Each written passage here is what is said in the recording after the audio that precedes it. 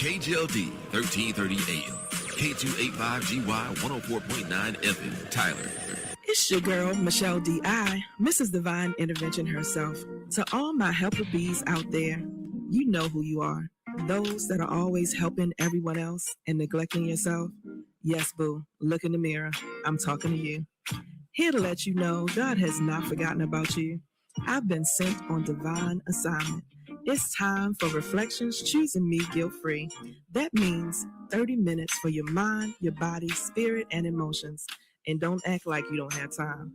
You have time for everyone and everything else. Sit back and relax, because if you're here, that means this show is for you, or it's for someone you know. But most likely, it's for both of y'all. Deep breaths, love. Let's go.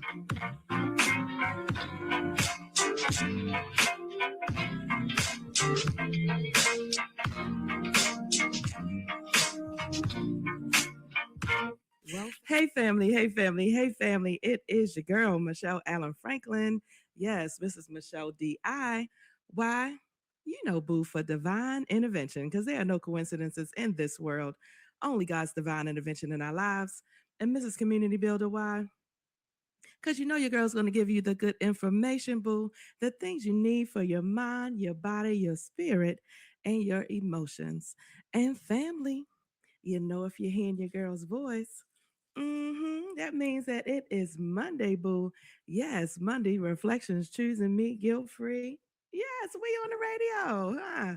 Back with another Monday, honey. We are blessed and so grateful about it. Today is Monday, August the 17th. It's gonna be January in a minute. I'm just where is the time going? This is what I want to know. What is happening? I'm looking at my baby girl every day. I'm just looking at her. This child is 17. I feel like she was just 5 yesterday. It is just too much. Time is going by so fast. And I think that's just one of the reasons why, family, you just can't waste time. We have to get it together. We just heard Bishop DeMarcus Pearson and I can't think of the Bishop. I want to say that wasn't Timmons. What's his name? Marshall Johnson. Thank you. Thank you for the assist.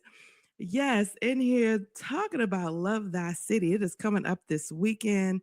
Y'all, if y'all are not signed up, they said the first 4,000 people to sign up are getting free vouchers. Just heard just heard that on the radio.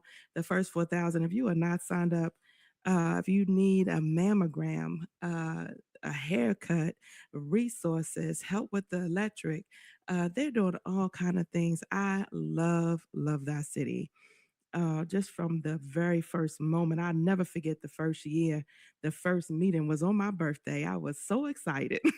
I was like, Lord, this is a great birthday present to be a part of something so amazing. And so, love thy city dot org, I believe it is, lovethatcity.org. But they are on Facebook. They are on all of the pages. Honey, come out and support it. It's this Saturday at the Brookshires Center, right off of the loop over there. Y'all know uh, where the Brookshire Center is. Not off the loop. What's that street over there? Look, what's that street over there? I'm trying to help. This wasn't in my programming, but I just heard them. I said, "Oh, let me help. Let me help too, because I love that city." It's over the new Brookshire's building right there across from the theater. I can't think of the name, but nevertheless, go to the website and all the information to be on there. Let's say it like that. Lovethatcity.org. There you go.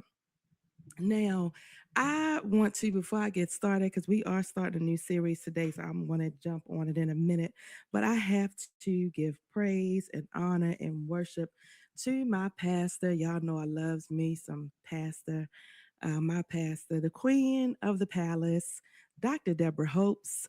We celebrated her yesterday for her 2-year anniversary.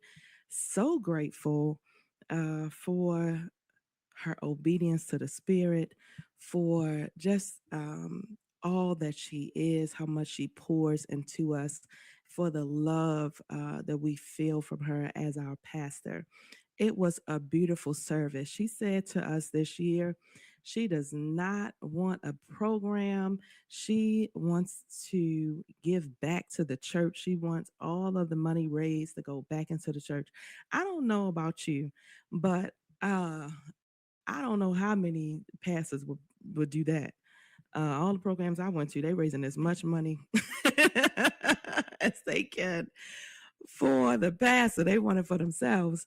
And so, and there's nothing wrong with that. It is, you worked hard for it all year, but I just thought it is commendable that all of the money raised yesterday and everything that was given, she is pouring back into the church.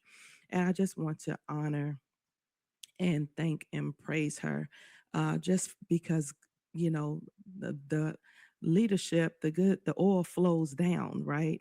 And so you have to have good leadership in order for that good oil to flow on down on you. And so we're grateful for the leadership. I heard yesterday that our overseer, Pastor K. Chappelle, was in the hospital. I don't know if that's still true today, but it was as of yesterday. But nevertheless, we're sending out our prayers and thoughts to her on today. Um, the last thing I want to tell you, family, before I get started, your girl, her baby girl Marley, has started her senior year at Cumberland High School. Uh, when I say I've been emotional, y'all, I have been emotional. My baby is a senior, y'all. She is senior year at Cumberland Academy. This week, I did start a campaign. And this is hard for me, and I'm just going to be completely transparent about this. I don't like asking for help. I usually do not ask for help. And, I kept hearing you have not because you ask not, and I have struggled kind of a lot throughout my life because I've always tried to handle things on my own. I remember, I'm gonna tell y'all this real quick. When my car was repossessed, I was in nursing school. I was in my last year of nursing school, and I was behind on my payments. And so throughout the year, my nursing year, I didn't work. I worked during the year, and I would kind of uh, pay my bills as I could with the student loans, and the loans and things were late. And the money was just funny, right? It was thin anyway, but it was funny at that time. And so I had missed a few payments, and so I was hiding my car in my best friend's garage, and I'm telling all the business. I was hiding my car. Don't act like you ain't been there. Like, don't do that to me. It's been rough. Okay, all right. Somebody come with me. So I'm hiding my car at my best friend's house. And I finally got enough nerve to call my dad and ask him for the money. And it probably was like, $1,100. My car payment was like $228 back then. So I was a few months behind, right? And it was right over $1,100. And I called and asked my dad for the money. And so my dad was going to send me the money the next day. And so I, just was so happy and overjoyed. I parked my car outside that night. I was sitting up studying about 12:30 at night, and I heard that truck outside. Oh my goodness, that is the worst sound, to hear that truck outside coming to get your car. Oh my goodness. I went out there. I said, "Sir, my dad is gonna send me the money tomorrow." He was trying to get his commission. He didn't care nothing about what my daddy was doing tomorrow. He was getting his commission tonight. And so my car was repossessed. All that to say, again, I will struggle and struggle and struggle until I ask for help. And so I am 49 years old at this point. I was in my early 20s. Y'all know I've been a nurse for 26 years. So I was early, early, early. I was a baby, but I'm asking for help. Baby girl is has the opportunity to go to London, and we are raising $5,000 for her to go to London on this trip with the performing arts. If y'all know Marley, y'all have heard her on the show. Uh, I've been told that she speaks very poignantly and for her age. And but this is my artist here. This is my both my girls are artists, but Marley is more intently and very intentionally in art and dance. She paints, she draws, she's in theater, performing arts, like all of the things she is doing. She's singing, she's dancing. and doing all the things. And so this is a great opportunity for her. We have been raising, I put the request out on my Facebook page a couple of days ago, and we have already raised over $1,000. I'm so grateful to each and every person, but to anyone that would like to help, I am doing a raffle for $10, $10, $10 for raffle tickets. $10 raffle ticket will get you entered into a drawing for a $50 gas card, because y'all know that gas is ridiculous right now. So I thought that'd be a good one, $50 gas card. And then I have, for anybody that is donating $50 and up, a 55-inch TV. And Marley is going to, the second prize is Marley is going to create something original for you, whatever it is that you would like. When we've done this in the past, my aunt wanted a portrait. And so she sent a picture, and Marley drew the picture of her. My other friend sent her um, some words, and Marley thought that was too plain. And so she created, this masterpiece. I'm going to post those things on my Facebook page. If you're not following me on Facebook, where you been, boo? What you doing?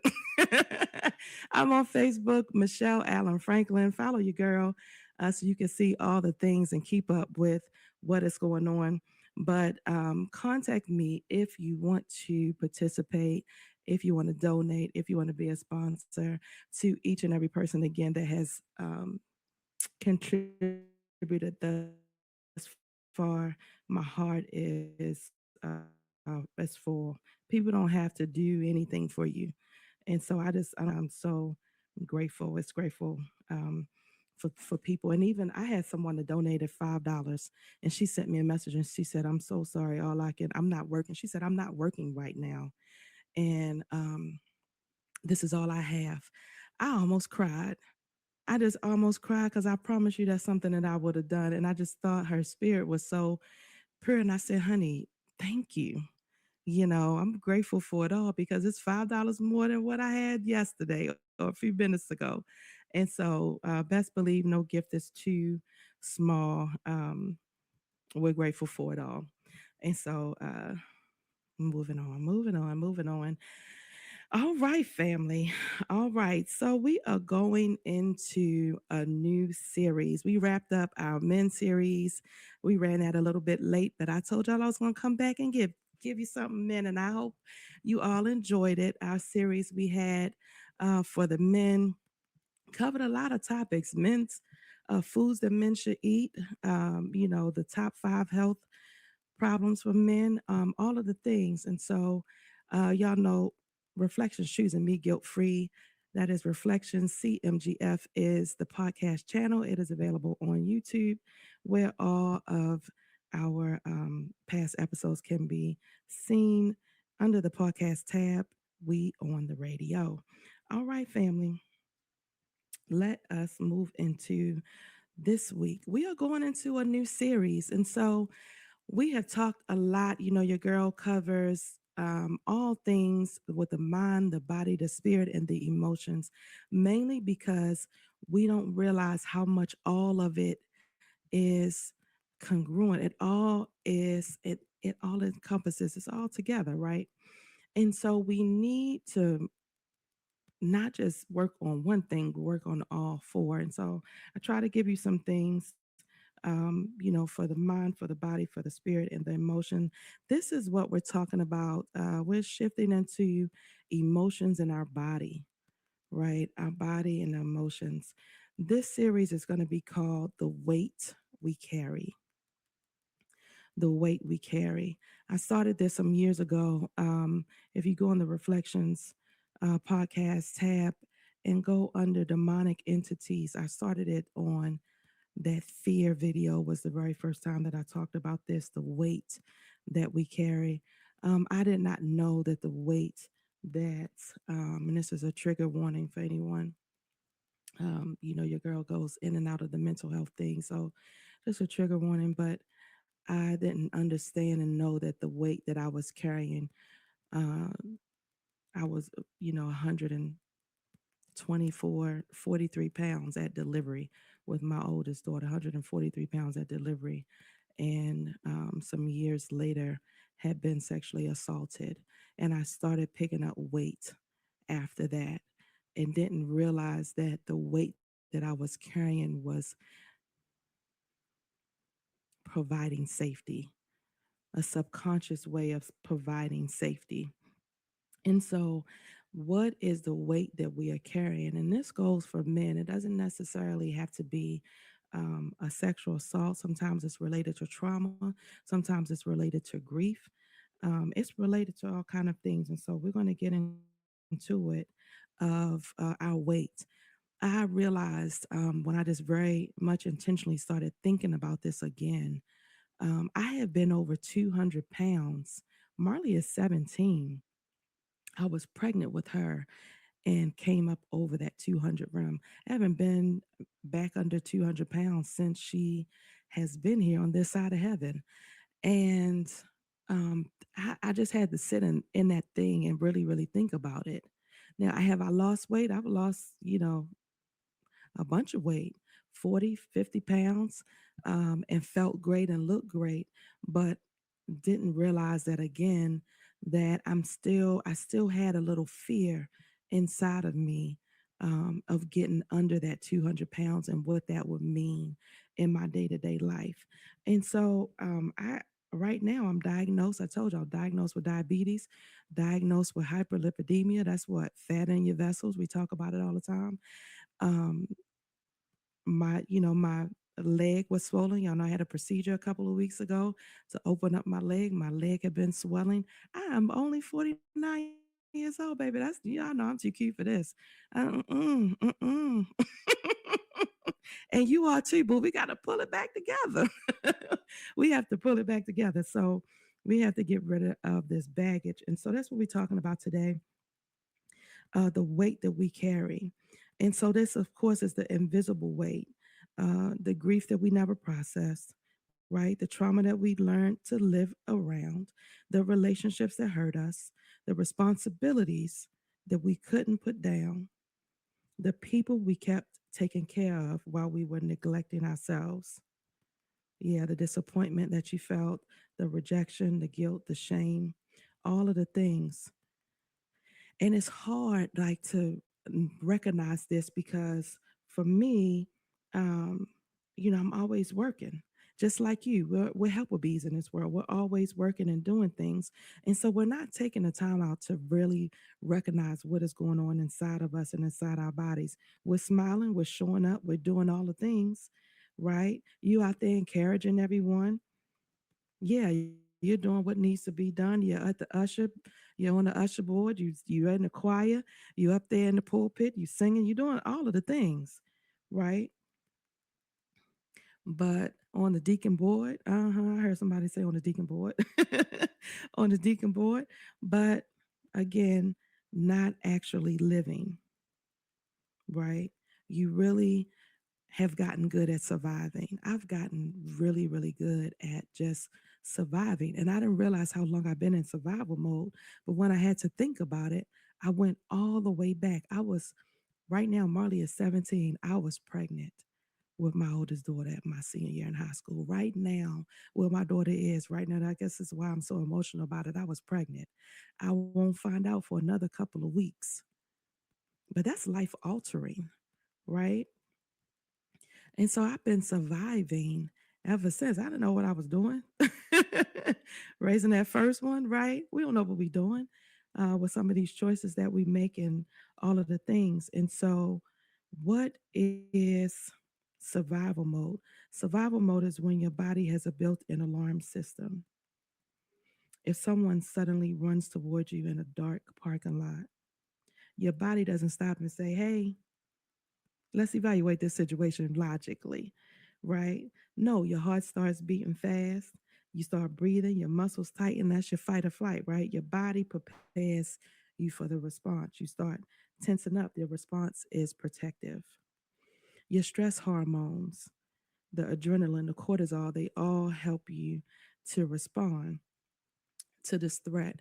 But this is what happens your body stays in survival mode, that means that cortisol level stays in your body. It's only meant to stay in there for a short period of time. Y'all have heard me talk about this before because it is so important that we understand that we are subconsciously in survival mode, just going day to day. Because again, we haven't dealt with the conflict, we haven't dealt with the rejection, we haven't dealt with grief, we haven't dealt with the toxic workplace, we haven't dealt with none of the relationship problems, we haven't dealt with the lack of communication that you're getting from the people that you love. We haven't dealt with all of this constant deadlines, with the church hurt, with the family dysfunction, with the trauma. And years are passing. Molly was just 5 yesterday, right? How old and how long have you been dealing with your trauma? How long or how long have you been dealing? How long have you been in survival mode? And it is like people think that you're weak because you talk about these things or because you acknowledge them. And that is just not the case, right? If anything, I know for sure it takes strength to stand up and talk about the things that I talk about. It takes a lot of courage. It is not easy. And so I just want you to walk with me on this thing, whether you talking to someone about it or you just journaling it and keeping it to yourself. But coming in and being honest with yourself and acknowledging that you've been in this trauma response and how long have you been there is just the first step, right?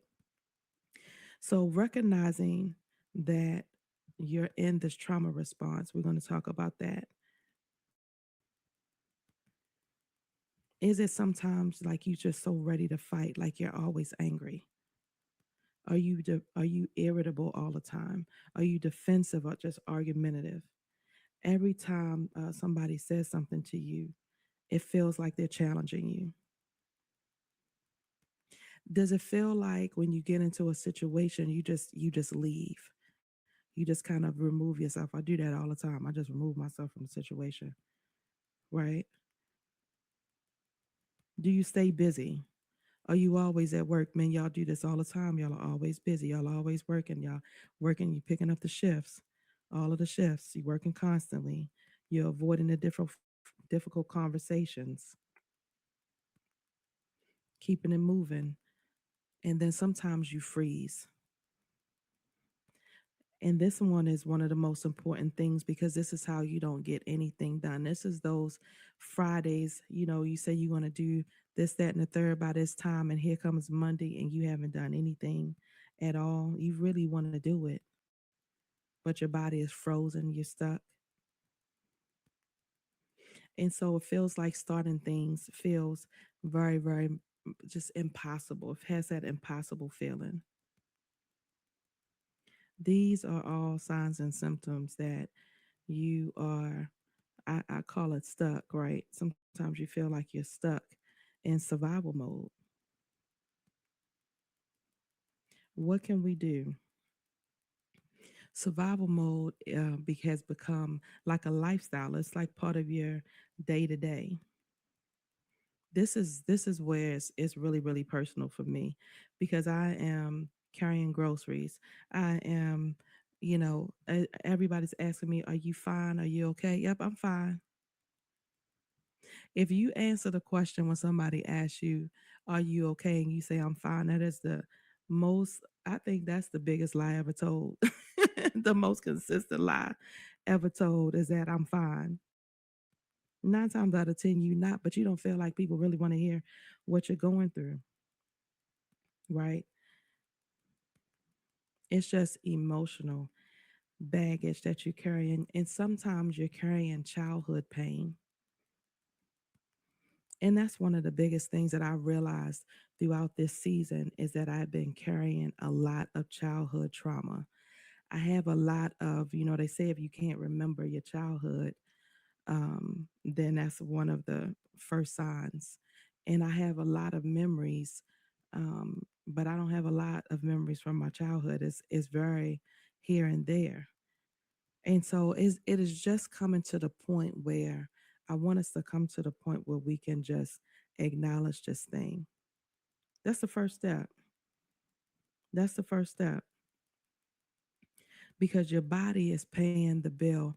I'm in nurse practitioner school, right? And I'm studying. So I was doing a paper on hyperlipidemia, which is just, when your cholesterol is high, right? And how the cholesterol and how that even happens to deposit into your body.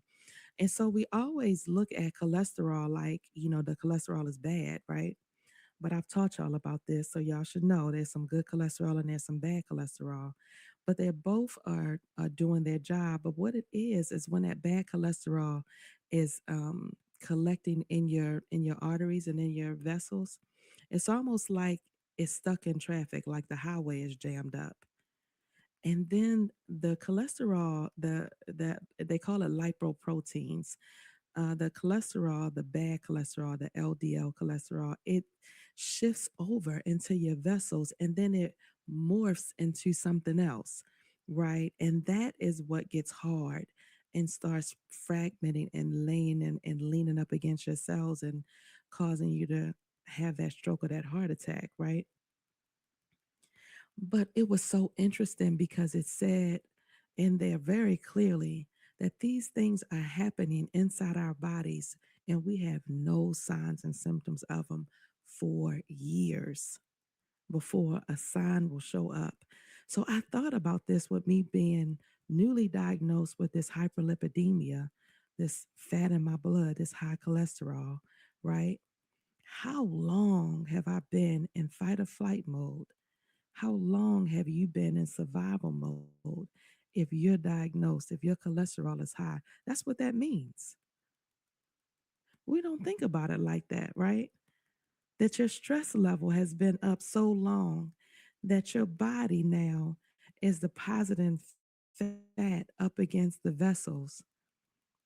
And now you have high blood pressure. Now your cholesterol is high. Now you have diabetes. It all is working together. But it takes years before it even shows up. And so if you have the diagnosis, how long?